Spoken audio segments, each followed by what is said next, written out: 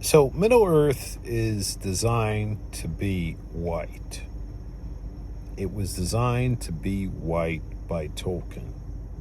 If for only one reason, because it was designed from his point of view. So Middle-earth was, of course, written with the idea of the so-called white English in mind. The main reason I say that is because the author himself was a so-called white English person. So when I'm saying what I'm saying, I'm not saying it to be politically correct.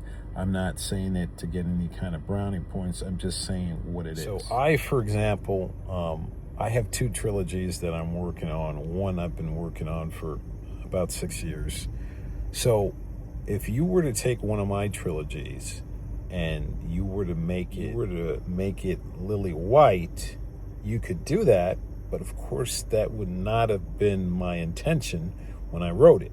So in my universe, are there fair-skinned people? Well, yeah, there are fair-skinned people in a couple of the nations that I created, right?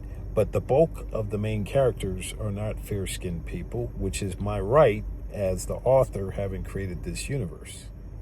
So to me, really from the perspective of just pure art and writing, if an artist, in this case Tolkien, wrote something from his POV, then it would really stand to reason that one would create a universe from his POV. Now, a quick side note, truthfully, when I look at my genealogy, a lot of my genealogy goes back to the UK.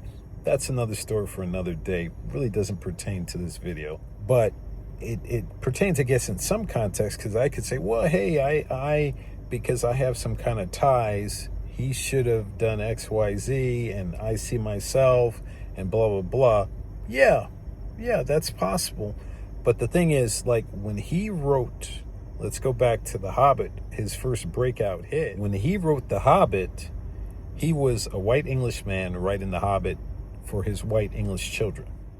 And I'm saying it like that, not to be funny, because I'm saying that because it matters in the context of the kid I'm responding to. It does matter in that context. So we can try to like obfuscate, or we can try to massage it a little bit and say, well, hey, it's 2026, and now we should be able to cast whomever we want. I think you can cast whoever you want, really. I don't really care.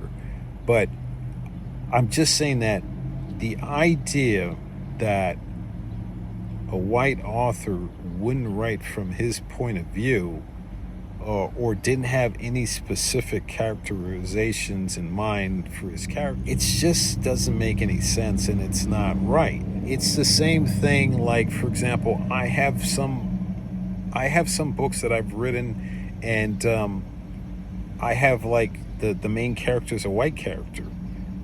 So, like, in the context of those books, I wrote the character to be a white character. If you make him another character, I mean, it really, that's you doing it. That wasn't my intention. And I'm really saying that from the perspective of honoring sort of like the artist and honoring the writing. That's what I'm saying. I personally, to be honest, like when I first saw, for example, like Rings of Power, and there were quote unquote elves of color, like if I told you I flinched, I didn't flinch. My problem, like with a lot of these different things, is really the writing. I just try to focus on the writing. I don't really get caught up in quote unquote conditions which come from genetics from your parents. I personally don't spend a lot of time on it. But that said, the idea that Tolkien wrote a certain way and wrote about certain people looking a certain way, and we don't have to honor his wishes, it just doesn't make any sense, and it's just not right. Some people, they'll characterize and say, well, hey, the hobbits, are to some extent, some of them are brown skinned. Okay, fair enough. But even with that, what does that mean? You know what I'm saying? Like, what does that mean? What was his intention? Who wrote the book, et cetera, et cetera, et cetera. So I'm going to divert a little bit because, like, so the gentleman then at the end, he starts talking about the Odyssey. I don't really have a problem with Lupita. Do I think Lupita is the most beautiful woman in the world? I don't know that I do. I don't think she's the ugliest woman in the world, but I'm not going to lie and say I think she's the most beautiful woman in the world. And unfortunately, because I have studied the original text with the Odyssey, it doesn't matter the composition of ancient Greece. Like, ancient Greece had a lot of melanated people.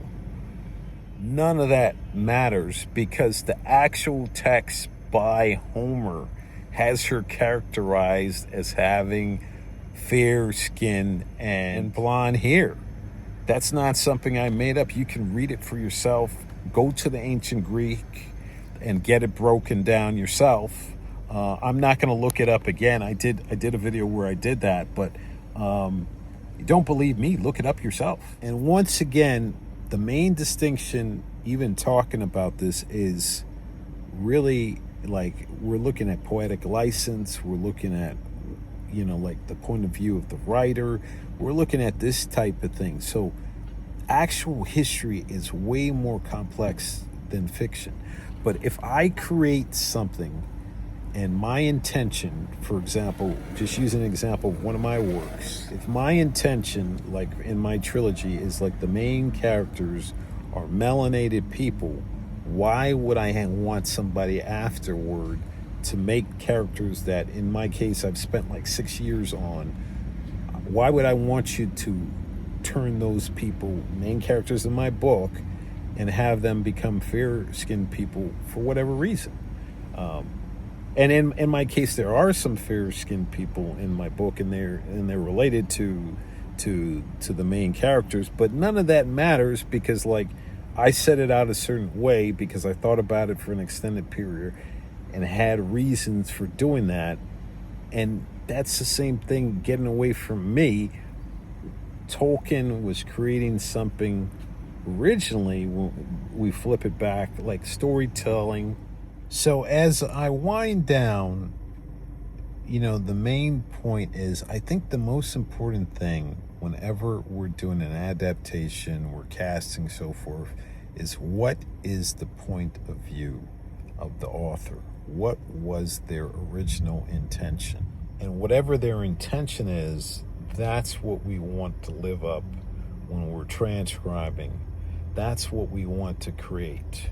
So could you technically have some kind of Lord of the Rings set in Japan? You could, but would that really be the vision of Tolkien? Would it really?